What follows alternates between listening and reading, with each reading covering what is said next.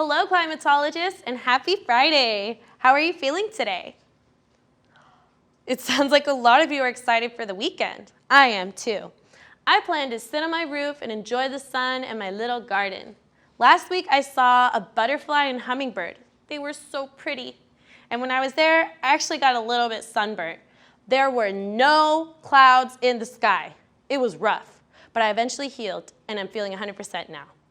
Speaking of clouds, isn't that what we were exploring this week? Do we remember everything we've learned? Oh yeah, that's right. We had some young scientists submit scientific questions and we answered them. Let's reread our 2 questions. Why is the sky blue? From a first grade scientist at Lafayette. And are there different types of clouds? This is from a preschool scientist at the SF Public Montessori. Buenísimos. I actually have a 3rd question for us to answer. Let me share it with you. This question was actually written as a statement. This one is from an older scientist. That means they're in 3rd, 4th, or 5th grade. And they're from Dolores Huerta Elementary School. And they said, I want to learn about rain and where it comes from. I like this statement, but can we make this into a question? I think so too. How should we write this question? I really like that. You said, where does rain come from? Great, I'm gonna jot that down. Where, there's still some cotton balls on my marker. Where does rain come from? And we end our question with a question mark. Where does rain come from? So, this question is actually a lot easier to answer now that we've learned about the sky and clouds. We're going to use our knowledge that we gained earlier this week to answer this question.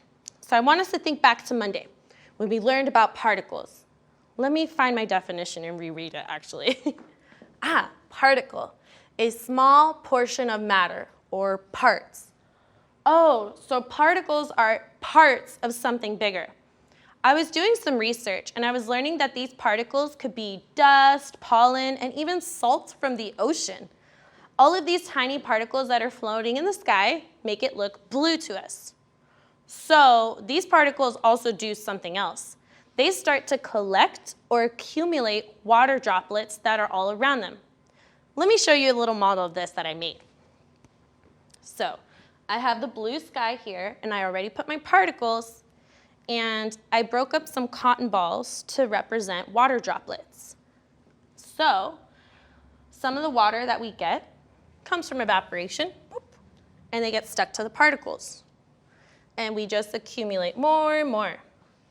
Maybe it's a really hot day and a lot of water is evaporating, so a lot of it's coming in.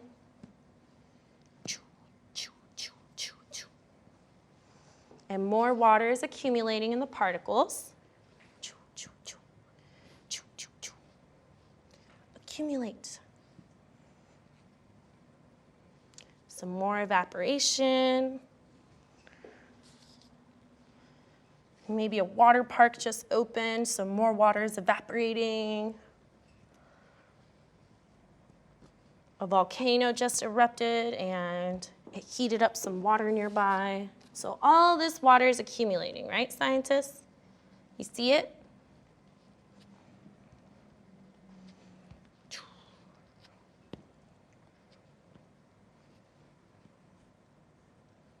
Awesome. So, do you see how all the water droplets accumulated onto the particles? Yeah. What does this model sort of look like now?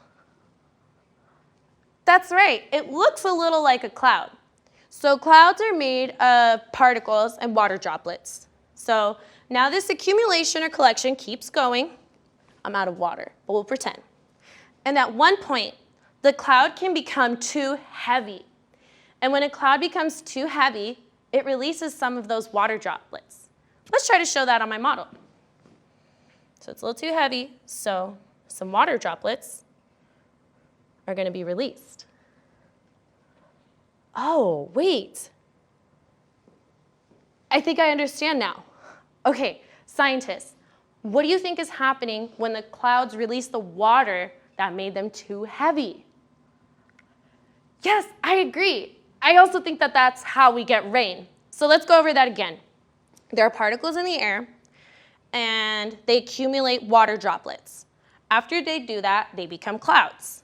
And when they accumulate too much water, they release it, and we get rain.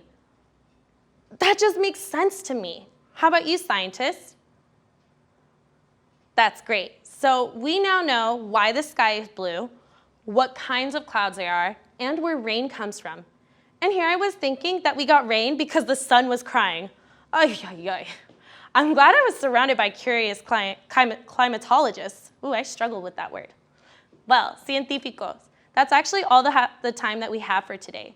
What was something new that you learned about our big blue sky? Oh, cool. Something new for me was learning about why the sky is blue. I had always been told that it was like a big mirror and it was reflecting the blue water. But now we know the truth. Thank you, climatologists, for learning with me this week. I can't wait to see you again on Monday. See ya.